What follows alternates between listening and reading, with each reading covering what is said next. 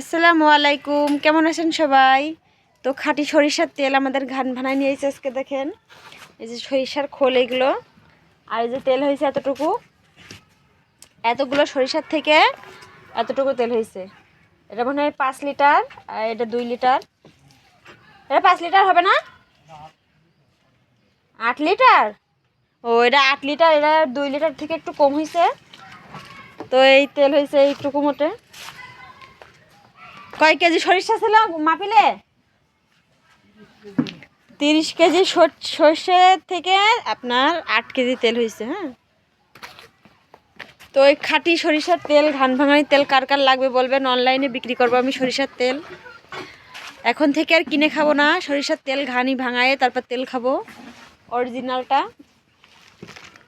কেমন হয়েছে দেখিস আব্বু? অনেকটা তেল হয়েছে কিন্তু। হ্যাঁ, হুম, ঝাঁজ ঝাঁজ দেখো কিরকম, দেখো। দেখো কিরকম ঝাঁজ, অনেক ঝাঁজ কিন্তু। হ্যাঁ,